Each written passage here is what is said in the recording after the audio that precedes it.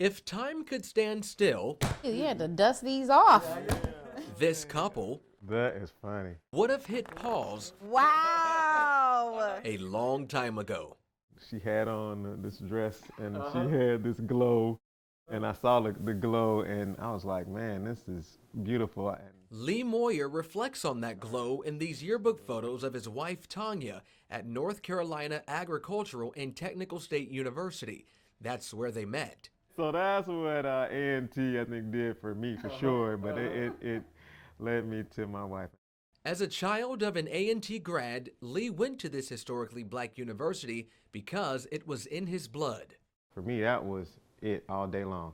Tanya went because it was in her destiny.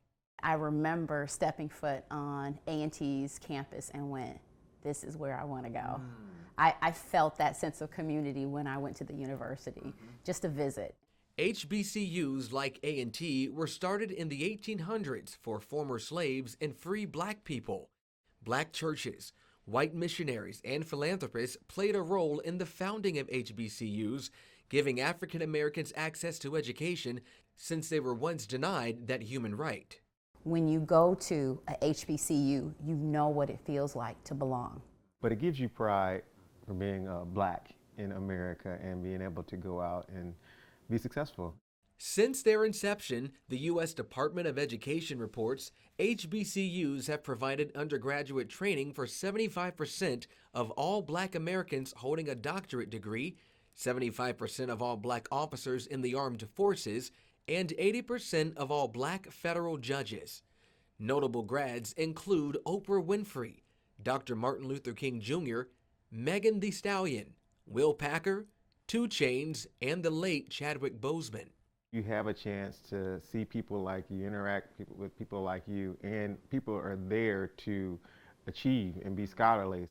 And most importantly, a family, especially during homecoming. If you've seen Beyonce's Coachella performance, that gives you a snippet of what it's like to be at an HBCU homecoming. There is nothing like it.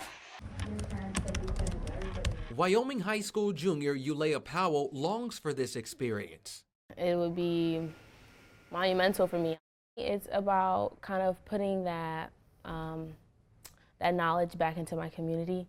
Powell says she wants to go to a HBCU that will best prepare her to become a lawyer. I want to be someone, that people remember and that people can look up to and be proud of. With a little time, anything is possible for future HBCU students like Powell. I've really been looking at Howard and Carolina A&T. Those are like my top 2 right now. And who knows, she could meet the love of her life while having the time of her life, just like these HBCU grads. Can I get an Aggie pride? Aggie pride.